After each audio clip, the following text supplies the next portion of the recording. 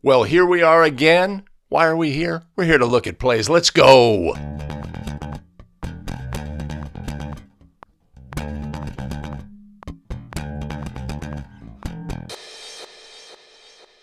Greetings and welcome back to another episode of 5 Play Friday, the show where we take a look at plays, analyze all of the things so that we can get better as basketball officials. Greetings again, everybody. My name is Greg Austin with A Better Official and thebetterofficial.com. We craft video to help basketball officials get better and take control of their officiating career. We will waste no time today. Let's get started with play number 1.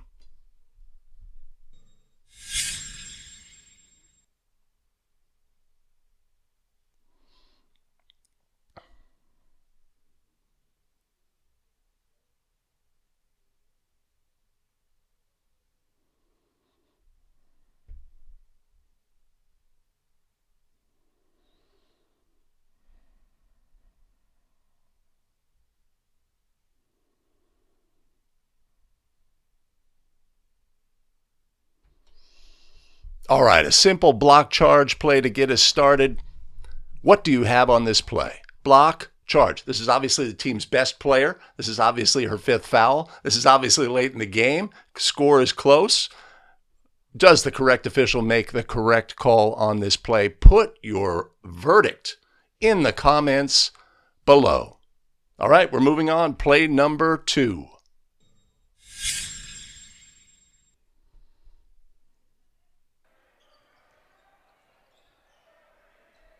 With the inbounds pass right back to him. Ball tipped away by Brake. Tripped up by Helterbrand from behind.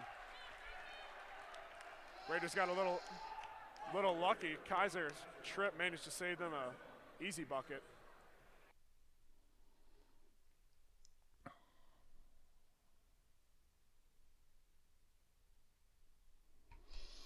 All right, transition, steal. Both teams in the bonus. Right? What happens next on a play like this? We have to be aware. We have to identify these plays for what they are. What do we have on this play? What are the things, what are the factors that we're going to need to bring to the table in adjudicating a play like this? Right? We have a defender who deflects the ball, and subsequently, as they attempt to go to the other end and make a layup, they are tripped from behind by a falling number 15 White on this play, right? It's obviously a foul.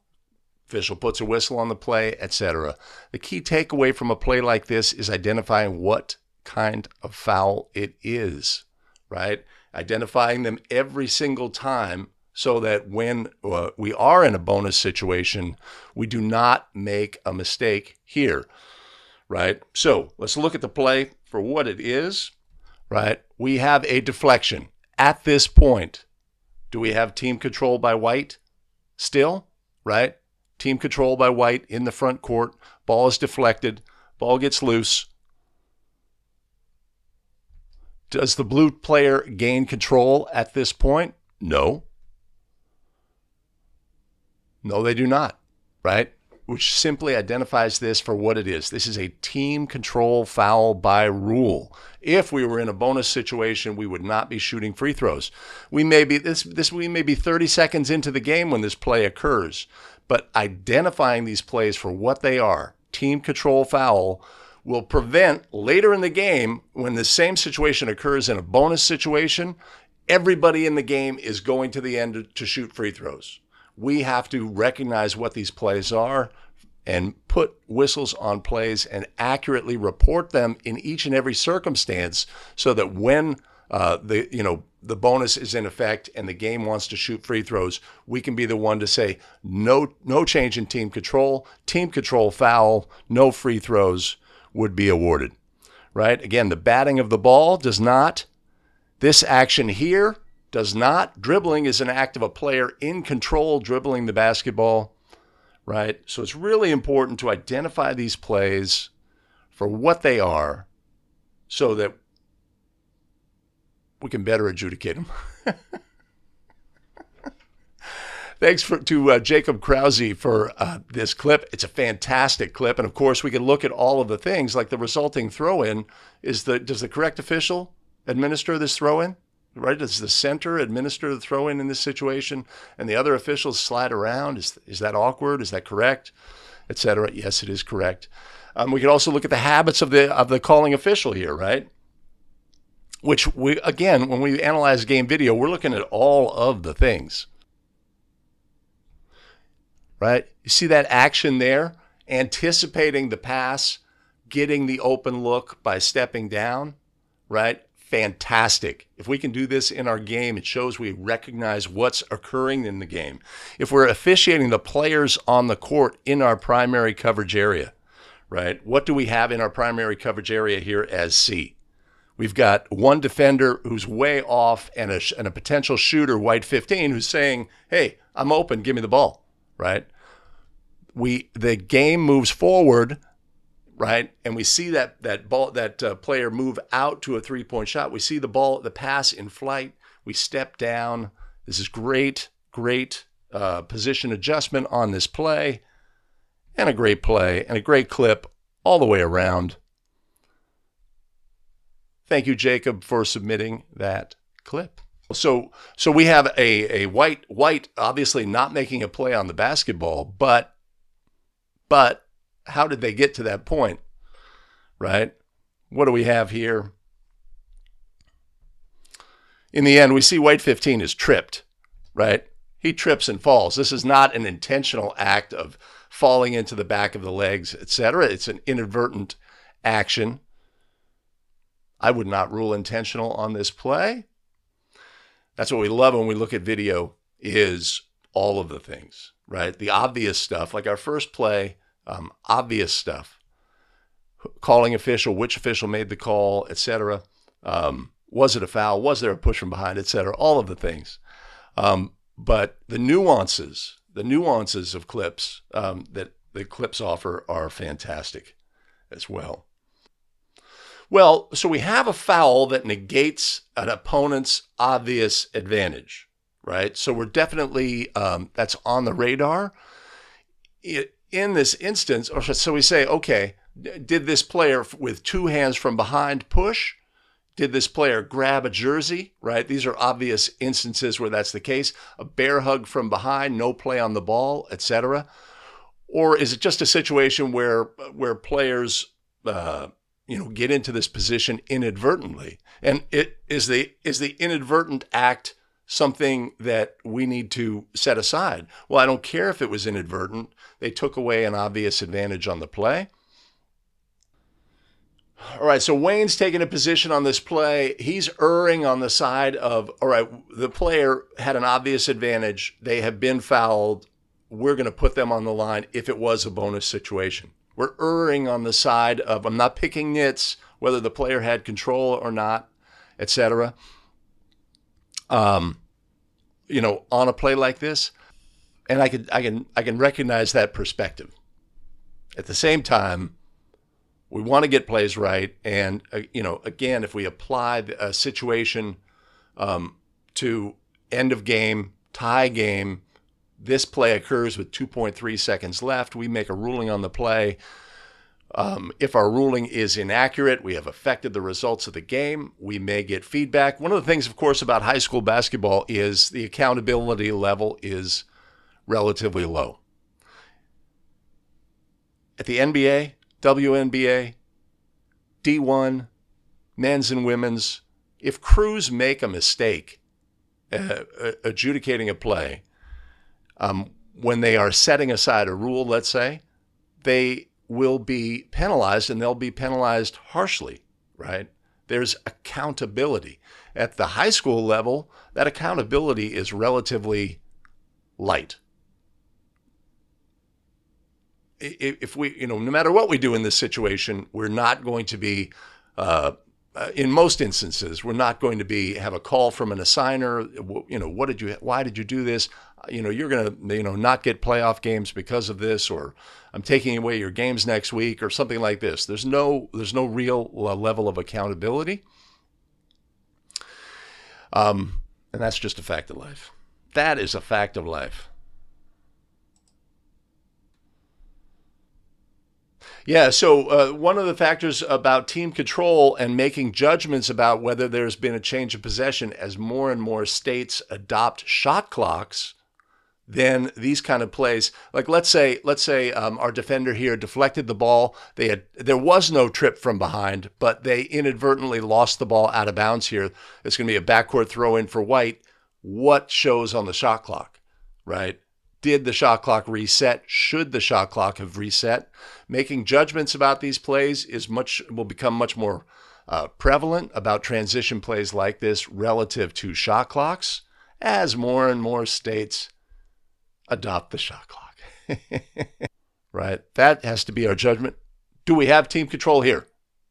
Does blue have team control? They have deflected the ball. Do they have team control? How are we going to establish team control in this situation? The blue player must be holding or dribbling the basketball.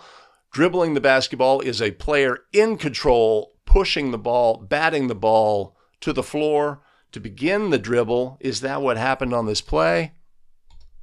Right? They attempted to control the ball. Hey, let me take a moment to thank our tremendous show supporters. Jacob Krause, Randy Wilson, Les O'Connor Jr., Clarence Cooper Jr., and Patrick Keating. Much appreciated and much love. You want to support the show? You can always find a link down in the show notes below, and I'll put one up above. Fantastic. Let's move on to play number 3.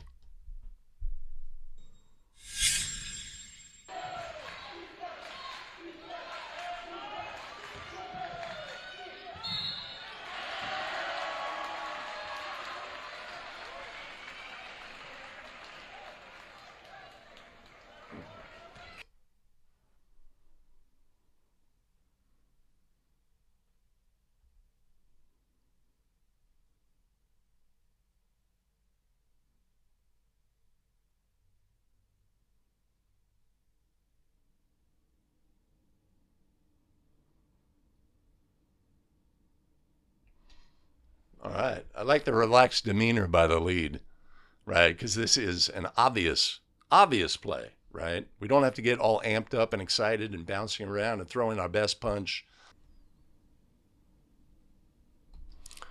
Right? Our center needs to make a judgment about whether there's any push from behind here, right? Doesn't appear so on this play. Legally established defender, right? Point of emphasis always in this situation, get a fist up, take a moment to process, right? We could potentially have a double whistle on a play like this. We do note that our center official, right, has a reaction whistle, or thinking about putting a whistle on the play, even though it's a secondary defender, should belong to the lead. And in the end,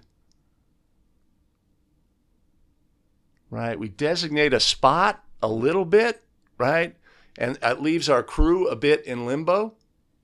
If we designate a spot, right, so are we bringing the ball in here on the S, or are we bringing the ball in here on the T? And our crew needs to move, right? So indicating to our crew where we're bringing the throw in, etc. If we go back, let's see if we do a good job of designating the spot. I think there's a subtle one. When we leave our crew sort of guessing, then we don't look good as a crew here. Again, a very flat position by the lead, right? Into the quicksand area, legal defender, charge without a raised fist. And then do we designate a spot? No. So my takeaways on this play, my takeaways are just discipline aspect. Do we get a fist up prior to indicating what we have? And of course, we're an outside official. We have to know that leads will always go quick. They will have a tendency to do that. There's a lot of guidance that says, hey, get a fist up, right? It lets you process, etc. This is an obvious charge to me. But we may also have a whistle from outside for some unknown reason. So fist up before the foul. better position rather than wading into the lane to make the call. Designate the spot. It's not about you, ref. Designate the spot so your crew can do the right thing, right? It's really helpful in this instance, right? This part, and I guess in South Dakota, they are following the NFHS mechanic of when the lead makes a call, that official switches with the table side official. But are they going to be the C? Are they going to be the new lead? All these questions come into play. And our outside official, let the system work. We can always come late with a whistle here. No reason to have a whistle on contact by the center here, right? Recognize these aspects in your own game, right? So that you can have better discipline, hit all your marks, and make the game better. All right, so Chris is on this game. Let's see what he has to say. The takeaway we had at crew is the mechanic standpoint. We need to have that fist up. Yeah. Again, when we have obvious plays, we're analyzing our game video. There's obvious calls. We got the calls correct. Yay, we are awesome. We are happy. We are patting ourselves on the back. We're tremendous, right? But if we have breaks in our approach and our discipline, in our mechanics, in the things that we do, those breaks will come into bear at key moments of important games, end of the game situation, etc. So we need to identify those so that and improve those, right? In our next game, we could say every single call I make, I'm putting a fist up first. Every foul call, fist up first. If I'm lead, I want to be aware of double whistles. If I'm an outside official, be aware my lead may go quick because it's human nature, right? And analyze all of the things so that we can get better for our next game. We are 3 plays in. Let's take a look at play number 4.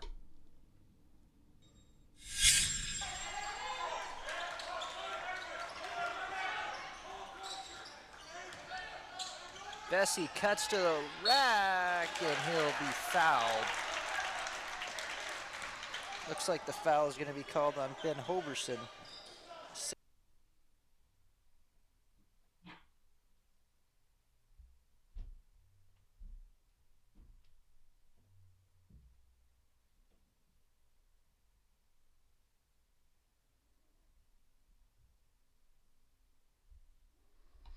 All right, a verticality play. Does our defender go from point A to point B?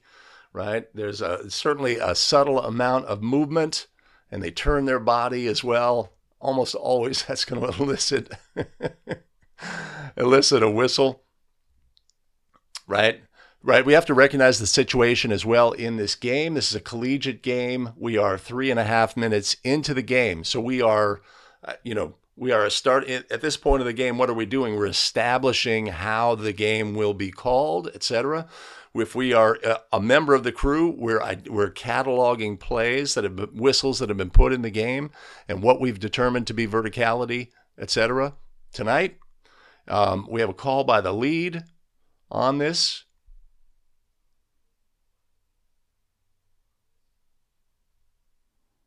Right.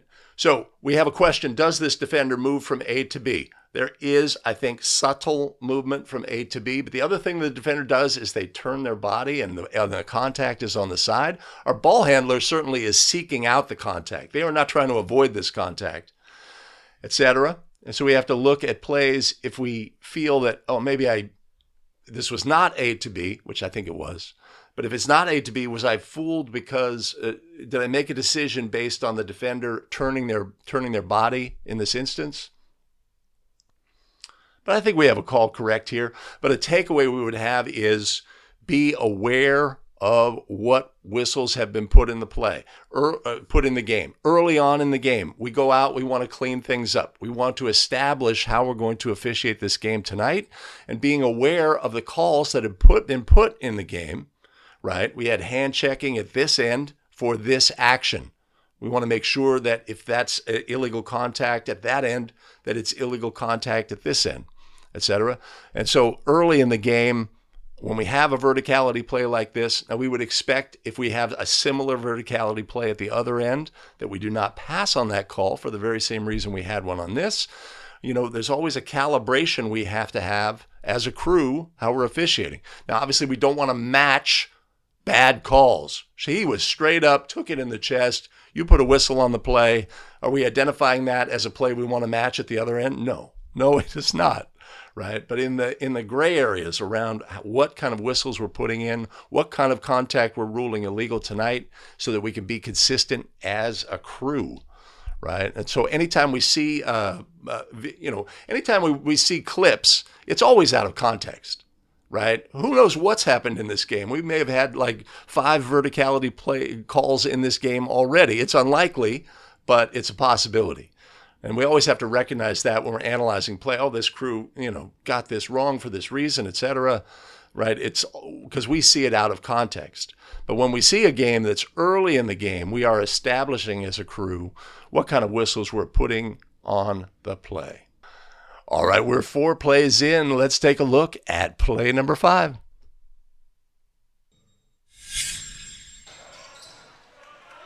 Mueller backing down the defender. He'll lose the ball. He might have got hit in the face. And then a diving charger knocks the ball out of, I think that was Natule's hands. And Breyer.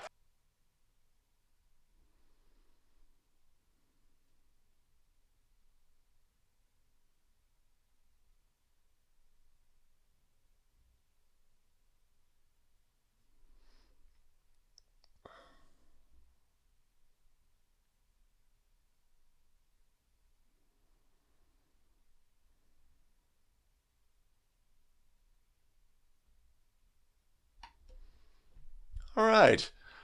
So when the ball gets loose and in rebounding situations, we've got players competing for the basketball. We're going to have a lot of frenetic energy in the game, and we need to be smart about the decisions we make in these situations. This is a great clip to look at a number of things. So let's do that. Let's look at all of the things on this play. As when play starts, right, we got a ball handler,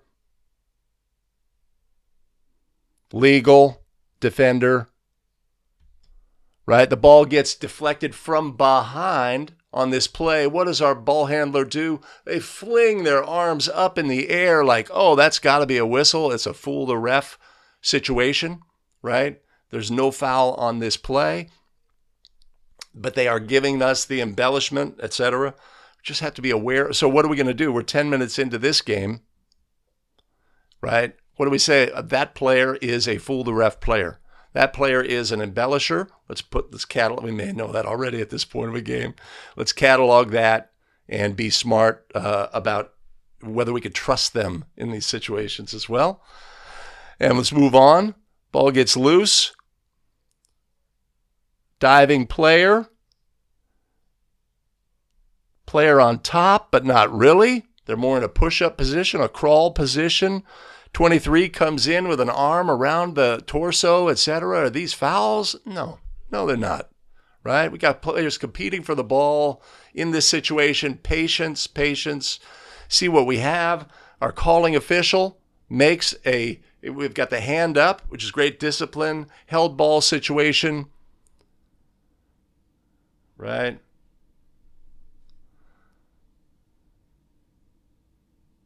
And what we also have, right, we see our new center on the play. Right, we were anticipating a rotation as center here, so we're in a relatively low position.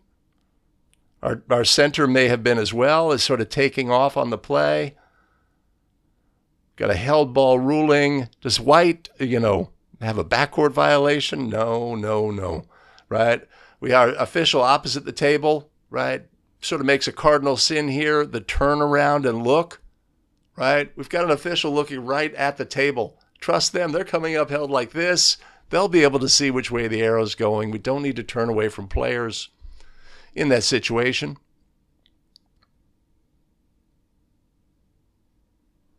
Where are we going to throw the ball in? Obviously, this was in the back court. We're going the other way. This would be a backcourt throw-in. The trail would handle the throw-in. And that's going to let us know how we're going to how move as a crew.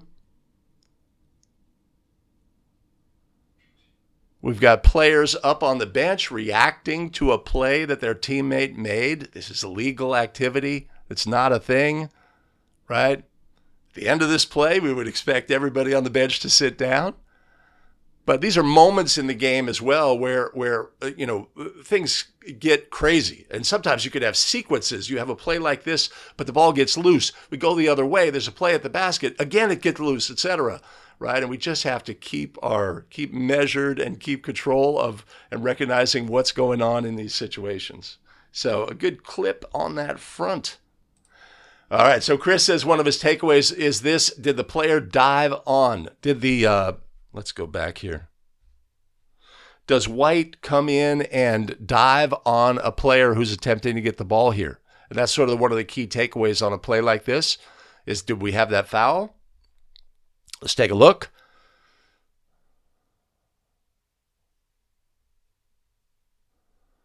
Right, White 4 is going for the ball, sort of has his legs taken out. Right here, has he dove on? You see how he's kind of in a crawl position or a push-up position?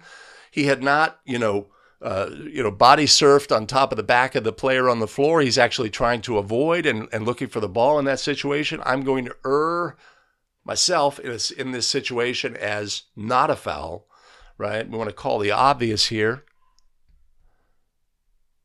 You know, he really maintains weight on his hands here. He's trying to avoid that.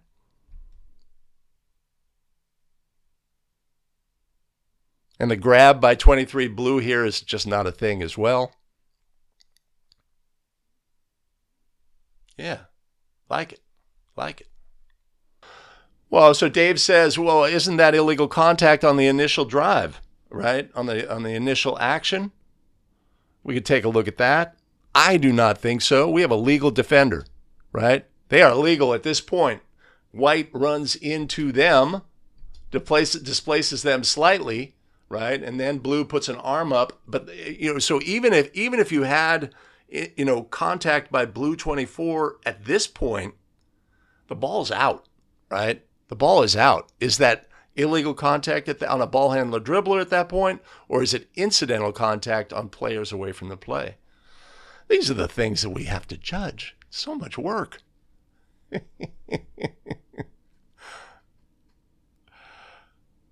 All right, let's take a look now at what we had on play number 1. Hopefully you've put your ruling in the comments. Let's go back and take a look at play number 1.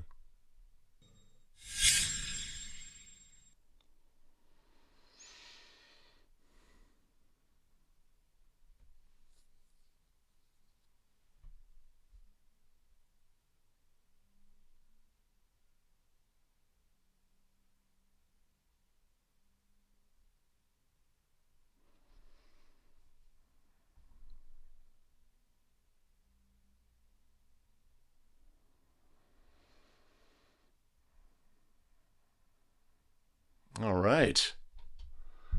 There's a lot of things going on this play. So first of all, the scoreboard up top says 42-40 in the fourth period. So we got late in the game. We got a block charge call. This is a play where I'd say, who is officiating whom on this play? As a crew, what are we doing on this play? Dylan McLean submitted this play. Thank you, Dylan, for that. We have a drive. Who is officiating that primary defender on this play? Right? When we go back to the beginning. All right, so center has picked up that action. Center has the primary defender on this play. Is there a push in the back? Right, so that's the question. Video quality here is not superb.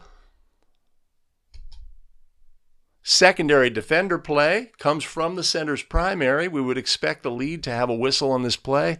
Our lead makes no indication of having anything on this play. That's a surprise. Player control foul is ruled. We report.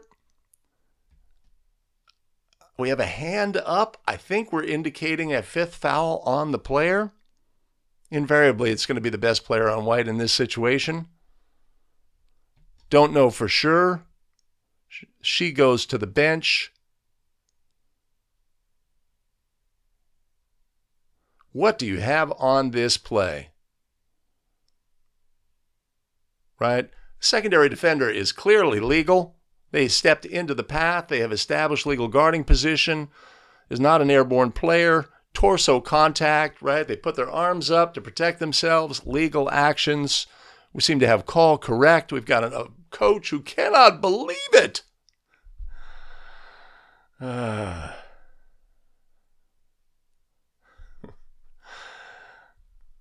So, in the absence of a push in the back here, right, which is not obvious from this play, we seem to have call correct.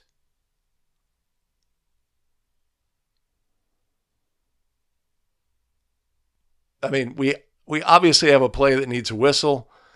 Maybe felt it came from the center's primary. We have to recognize, though, what our partners are officiating on this play. Do we expect our center to officiate both the push from behind and the secondary defender coming in? Is that how we pregame this play? And like Chris says, there's a lot of runway on this play. This player starts going to the basket right here, right? We know we have a lot of time to anticipate what may happen on this play and evaluate the legality of defenders. And so we also have the situation, of course, where our coaching box is usually defined by where the bench is. In this instance, we've got so many chairs that the chairs extend beyond the 28-foot line. So sometimes you get that in high school gyms where there's no where the bench is the last seat on the stands, right? And there's no clear delineation, and we've got players sitting beyond. Are players allowed to sit? Are players allowed to sit beyond the 28-foot mark here? Yes, they are. Can the bench extend? Yes. Can the coaching area for the coach extend? No. I don't think, though, that this rises to the level. Maybe it's something we want to address. The displeasure at the call is like, oh, it's not like, he's not wave off. If we had that kind of action here, he could be in the box and doing that. It's more like, you got to be kidding me. That's my best player. All right, so we've reviewed play number 1. We've gone through 5 plays, so we are done for the... What? Oh, bonus play? All right, let's go.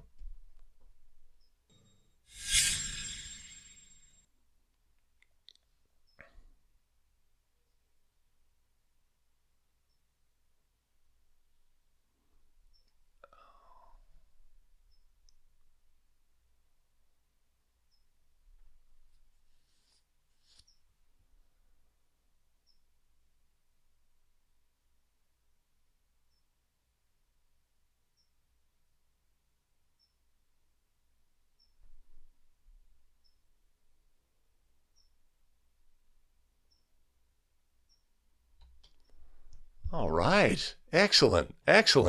So we have a free throw scenario, 3-person officiating, right?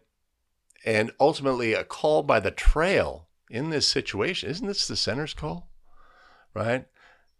This is a great example of a number of things, right? First of all, on free throws, we are always subject to disconnecting from the game potentially, either mentally, etc. This crew seems really connected.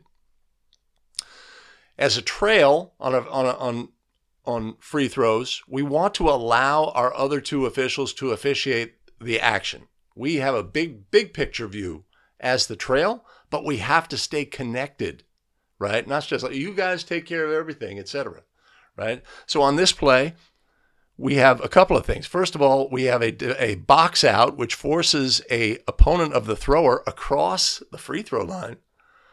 Isn't that a violation? And then subsequently a displacement foul on the shooter on the rebounding action, right? No call from the center. Trail comes in with a whistle. It seems we're in a bonus situation. We're identifying our shooter, and we are going the other way. All the officials seem to be clued into that, which is great game awareness that we have a situation that's going to lead to bonus free throws, right? I think we have an obvious foul here, push from behind, possession consequence, etc. The center ultimately comes in late with a raised fist, but not on the initial contact. So our trail says, hey, we got to get that. Puts a whistle on the play.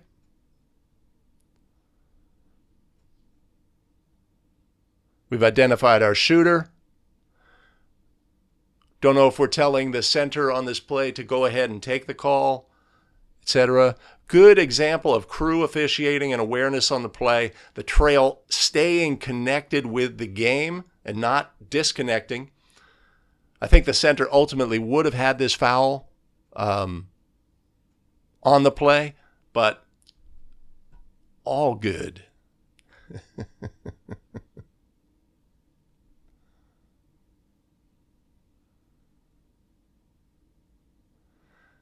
Right. Also, it would be great to say, okay, how are we going to administer the subsequent free throws? Is our lead on this end going to administer them at the far end, etc.?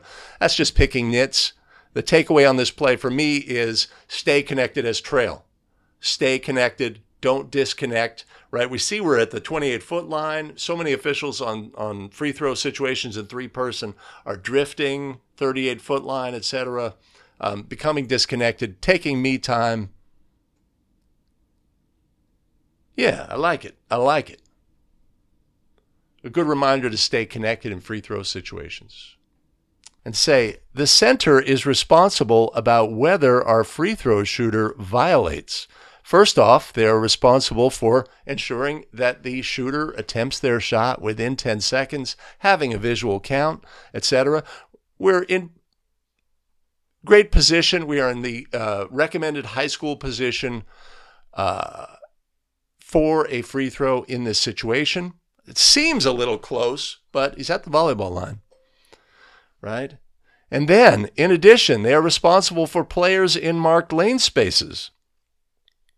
They are responsible for this player, and this player. Do these players violate? They are responsible for all of that action. They are responsible to ensure that the try contacts the ring, right? And it's difficult to do all of those things. So if the center does not recognize that this player violates, that's not a shocker, right? Should they stay with the shooter? I would say yes, actually, right? And they do. They look away as blue enters, crosses, etc. But you got a lot going on. You're thinking, I have to judge whether the ball contacts the ring. As trail, understand, especially an air ball that misses on this side of the ring, it's going to be really hard for the center. Really hard for the center. So stay connected to the game. All right. Chris says, staying connected as a crew, always a point of emphasis in our pregame. Ultimately, yeah, perfect. Why did I know that was the case, Chris? Why did I know? Right? We want to support the system. We want to support our crew. We have an obvious foul. I'm the trail. No whistle. Boom. Right?